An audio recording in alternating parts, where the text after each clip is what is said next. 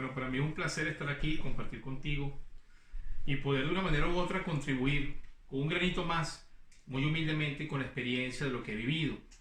Porque no solamente lo viví acá en Noruega, sino lo tuve que vivir en Panamá, ante el embajador de las Naciones Unidas, Harold Robinson, que es el embajador para el hemisferio sur, ante la embajada de la OEA en Panamá, el director del ACNUR, el doctor Samaniego, y la doctora de protección, la doctora Ordoña, a quien le agradezco mucho, porque aprendí mucho de ellos.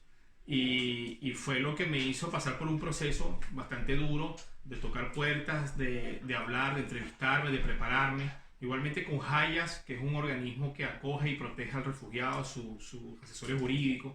Y finalmente, pues cuando llego a Noruega, donde debo enfrentarme a una situación bastante extrema porque cuando yo vengo, ya vengo con una publicidad hecha por todo un tren poderoso del Estado venezolano, por el G2 cubano, con sus laboratorios. Usaron todas las cuentas de Instagram de las delegaciones que son para el servicio al pueblo, para decir la verdad, para poder informar.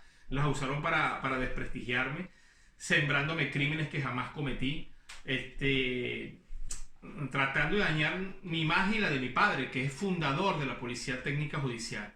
Y y quisieron dañarme, quisieron desprestigiarme. Y cuando yo llego acá con eso, se me hace bastante difícil porque, ¿cómo demuestro yo? Yo no llegué aquí con una pistola, no llegué con una patrulla, no llegué con mis credenciales que me quitaron en la sede central del 6CPC, sino llego sin nada, llego diciendo yo soy el que soy, pues.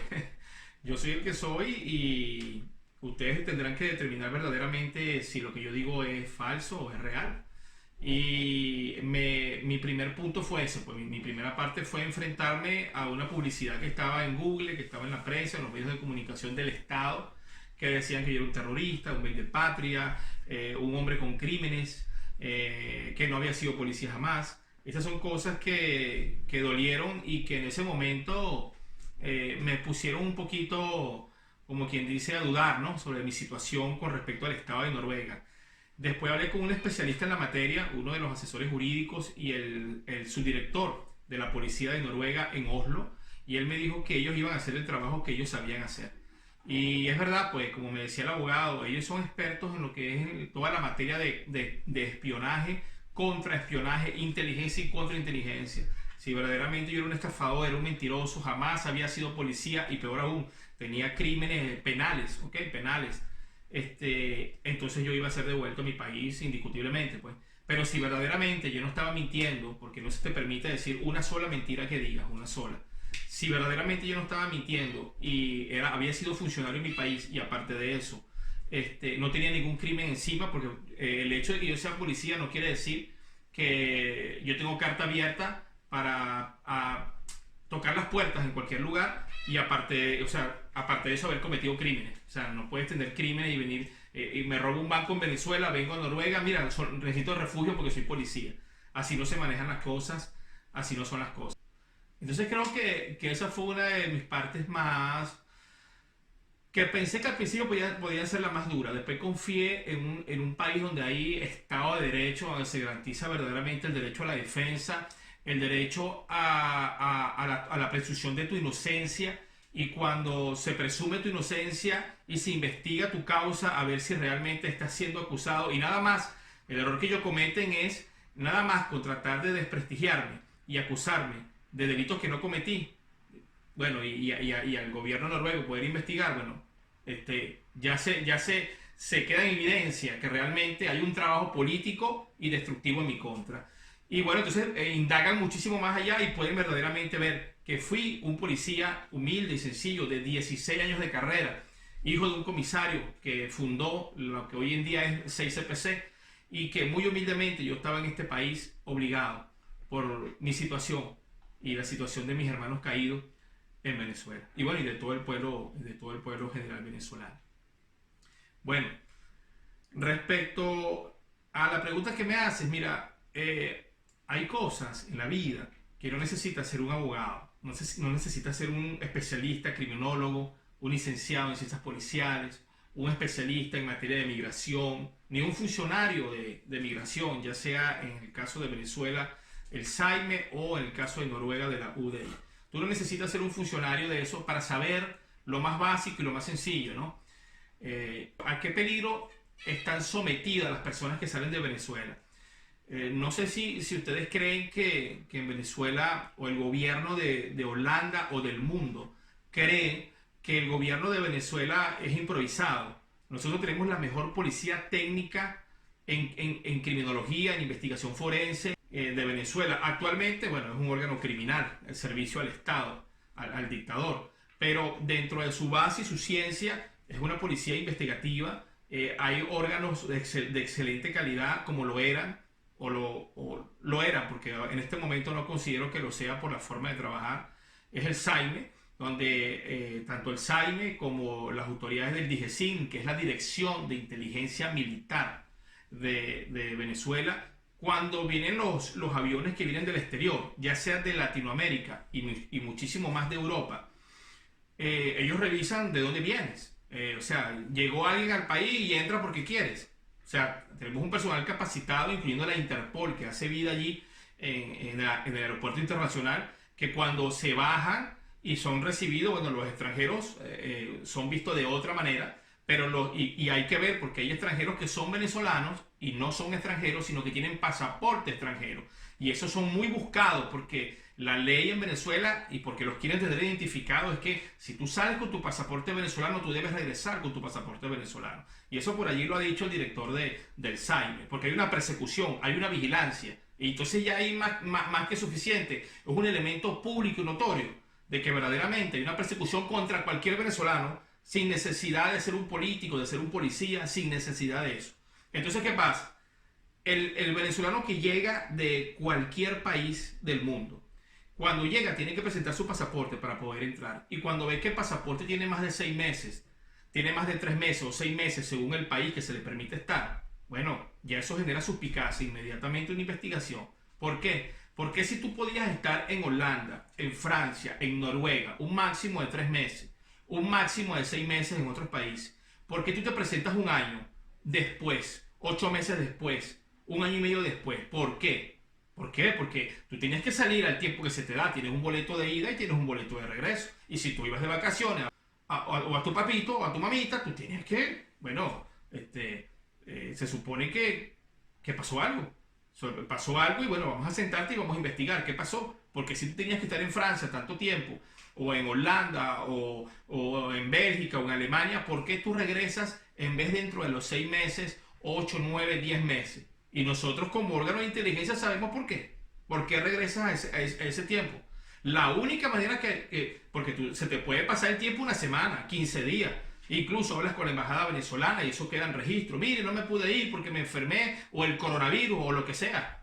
Pero te quedaste por el coronavirus, te quedaste por las restricciones que hay o porque tú estabas echándole maldad al gobierno, entre comillas maldad, al gobierno venezolano. Tú te encontrabas siendo una apátrida hacia el gobierno venezolano, denunciando tu patria, denunciando tu país ante otros organismos, ¿sí o no? Entonces cuando comienzan a investigar y comienzan a ver, no, pero es que aparte que se quedó un año o 2 años, él tenía esta situación aquí en Venezuela, ya sea que peleó con el Consejo Comunal, peleó con la Guardia Nacional, entonces se dan cuenta que hay un vínculo, no solamente que genera sospecha y lo pone dentro de una bandeja y lo presenta ante las autoridades de investigación de migración, de Interpol, de la Dirección de Inteligencia Militar de Venezuela, no solamente genera suspicacia y levanta una sospecha, sino que entonces investigan más a profundidad y se dan cuenta que es una persona que está huyendo, que es una persona que tiene problemas con el Estado venezolano.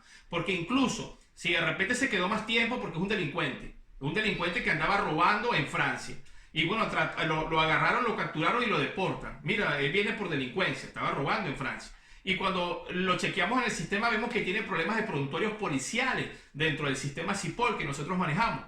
Entonces nos damos cuenta que simplemente es un delincuente, que estaba robando aquí y estaba robando allá. Y además, a lo mejor es un delincuente chavista, que sí que, bueno, entrada, bienvenido a tu país de criminales y delincuentes. Eso no va a generar ningún problema. Pero cuando en sistema revisamos que este venezolano que ha estado en otro país tiene problemas políticos, ya sea porque simplemente no quería ir a una elección o de algún momento u otro manifestó en una red social algo en contra del Estado venezolano, y eso queda registrado porque para eso existe una base de datos, de la Dirección de Inteligencia, del Servicio Bolivariano de Inteligencia, que es el SEBIN, o de la Dirección de Inteligencia Militar, o de nosotros del 6CPC. Entonces, cuando ya vemos eso, con esto, 2 y 2 son 4, ¿para dónde va esa persona?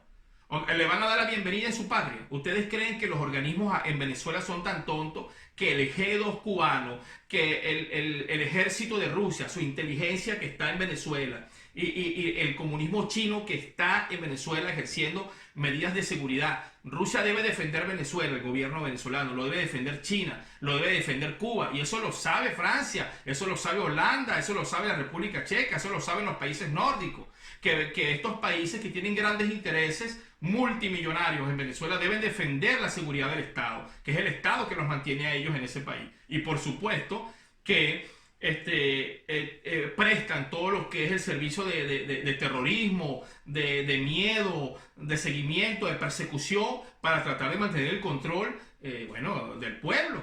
Y entonces, ¿qué creen estos países donde un venezolano va a solicitar refugio? Y no es un venezolano que está solicitando refugio porque no puede comprar un tequeño, porque lo atracaron el celular al día siguiente, porque no vende una arepa en el Perú. No, es un venezolano que está saliendo de Venezuela porque dice: me van a matar porque ya me consiguieron.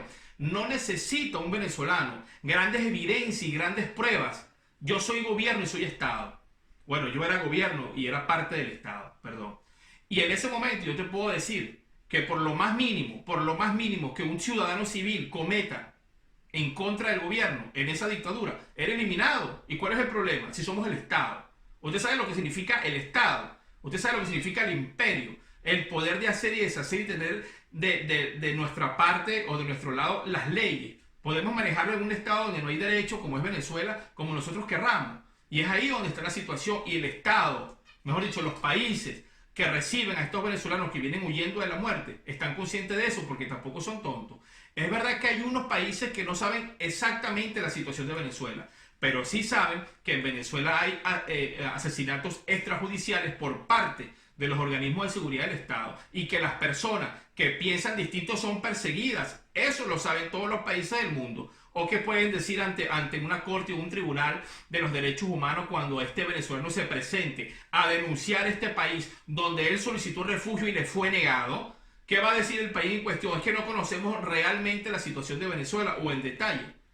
Entonces, estamos cayendo en la burocracia, estamos cayendo en la violación de derechos humanos, de los derechos principales, de las leyes que están sobre las leyes y las constituciones de los países, como es el derecho humano, que está por encima de cualquier burocracia, cualquier norma, cualquier regla. Están violentando los procedimientos del debido proceso. Entonces ya no es un delito que tiene el venezolano contra el Estado venezolano. Es un delito que está cometiendo ese país que lo recibe contra ese venezolano. Entonces yo exhorto a los países de Europa, de los Estados Unidos, de Canadá, de los distintos continentes del mundo, que por favor, cuando vayan a regresar a un venezolano, evalúen bien la situación, que realmente le evalúen la situación de riesgo, que es lo que contempla la ley. Si ya el venezolano tiene el primer requisito, que es el miedo consumado para solicitar el refugio, bueno, entonces investiguen verdaderamente si verdaderamente ustedes regresan a ese venezolano, cuáles son las consecuencias. Tienen que entender los estados y los diferentes países. Uno, que no somos 10 millones de venezolanos que estamos invadiendo sus países. Somos muy pocos los venezolanos que podemos lograr ir hasta el continente europeo. Muy pocos. Y el 99% de estos venezolanos son trabajadores, son personas preparadas, son personas que verdaderamente pueden tener una nueva vida en Europa y adaptarse respetando la cultura y las religiones de ese nuevo país. Entonces no son un problema de adaptación, no son una mala sociedad para ese país. Número 2, y lo más importante, son venezolanos que vienen huyendo de la muerte y que están ajustados a derecho dentro del marco de la Constitución y de las leyes, tanto de las Naciones Unidas como de la Constitución del país que firmó en La Haya, en Ginebra casualmente, ese tratado que, bueno, es inquebrantable. Entonces, bueno, yo exhorto a que los grandes juristas de cada país de Europa y de todos los continentes, que estos abogados que realmente se toquen el corazón, que analicen y vean, porque incluso sus propios países están incurriendo en delitos y se puede generar la suspicacia, ¿ok? Se puede generar la suspicacia de que hay complicidad por parte de estos gobiernos, como el gobierno de Trinidad y Tobago. El gobierno de Trinidad y Tobago va a ir, tiene que presentarse ante la Corte Penal Internacional por la cantidad de violaciones que está cometiendo contra los solicitantes de refugio en ese país, que son devueltos a una mar, bueno, sin piedad, sin misericordia, niños, adultos mayores, como sea, sin las más mínimas medidas de seguridad que establece la IOM, o la OMI, en este caso, que es la ley en el mar. Bueno, y hay una cantidad de muertos y desaparecidos por culpa de este atroz proceder que es totalmente violatorio de la norma y del derecho por parte de las autoridades del gobierno de Trinidad y Tobago. ¿Y qué quiere hacer ahora Europa? Hacer lo mismo, sabiendo la nobleza con que el venezolano ha venido y ha prestado siempre a Europa y ha venido a Europa a buscar protección para que no lo maten. Si son devueltos los venezolanos que tengan dentro de cada país, si cada país tiene 3 meses o 6 meses, un día más va a ser sujeto a investigación. Y cuando sea sujeto a investigación y se den cuenta que tiene alguna situación, algún vínculo de alguna situación política, más el tiempo que estuvo afuera, por favor, es por lógica razonable y no se necesita ser un gran criminólogo para determinar que este venezolano estaba colocando denuncias en contra del Estado venezolano del país de donde venía. Lo cual quiere decir que este venezolano va a ser sujeto de una vez a un procedimiento, puede ser extrajudicial, como es quitarle la vida, como es a la tortura o a la desaparición forzosa. Estamos ante este flagelo, estamos ante esto que vivió incluso hace muchos años allá, y puedo compararlo, y me perdone esta comunidad por compararlo, pero es que los están eliminando. A mis compañeros los asesinaron delante de todo el mundo y nadie dijo nada. Estamos pareciéndonos mucho a lo que pasó con los judíos. Nos están matando, nos están encarcelando y nos están desapareciendo. Ahí tenemos una persona que no voy a hablar, que no voy a decir el nombre, pero la quiero mucho y la amo con toda mi alma. Es la mamá de un gran héroe venezolano. Estaba en los Estados Unidos llevando golpes, llevando miseria, no era tomada en cuenta. Entonces, cuando esta señora se acercó a los medios de comunicación, ahí sí, cuando realmente todos los medios de comunicación, mire, aquí está la mamá de fulano de tal, que anda como una indigente en las calles de los Estados Unidos, sabiendo que es perseguida por el gobierno venezolano, cuando habían quemado la casa de ella y del marido en el Junquito. Entonces, ¿qué pasa? Hay una cantidad de cosas que han pasado y que están pasando, y hasta que el venezolano no se presenta ante los medios de comunicación y no comienza a recabar las evidencias, no de la situación que está viviendo en Venezuela, venezolanos y venezolanas, no de la situación que están viviendo en Venezuela, de la situación violatoria y grave que están viviendo en este momento en esos países donde se encuentran solicitando refugio. Busquen las evidencias, sus expedientes están viciados, están siendo violentados, el debido proceso, a una entrevista tranquila y concentrada. Ustedes tienen el derecho de parar una entrevista si ustedes no se sienten cómodos con el entrevistador, si no se sienten cómodos con el traductor, o si en ese momento tienen alguna situación emocional o de salud que no les permite continuar la entrevista. Tienen todo el derecho de seguirla, porque la entrevista es lo más determinante para poder tomar una decisión sobre su caso. Y entonces, si esa entrevista es saboteada por diversas cosas, porque es un saboteo, que un familiar tuyo entre y salga de la oficina, un niño llore o deje de llorar, se caiga el sistema, se vaya la luz, te sientas que estás siendo acosado incluso por el propio entrevistador, o que el traductor no está traduciendo las cosas correctamente, ya se está violando el debido proceso. Esa entrevista es nula de toda nulidad y no puede ejercerse un juicio en tu contra o a favor con una entrevista que realmente no ha cumplido con los requisitos mínimos para que tú te sientas bien y puedas decir la verdad. Entonces, yo hago un llamado a los juristas de los diferentes países y a los venezolanos que se pongan las pilas, porque no es un favor lo que están solicitando, es un derecho. Si ustedes están dentro del marco de las leyes y de lo que establece las Naciones Unidas para solicitar el refugio, no es un favor, es un derecho y es una obligación por parte del país receptor, señores.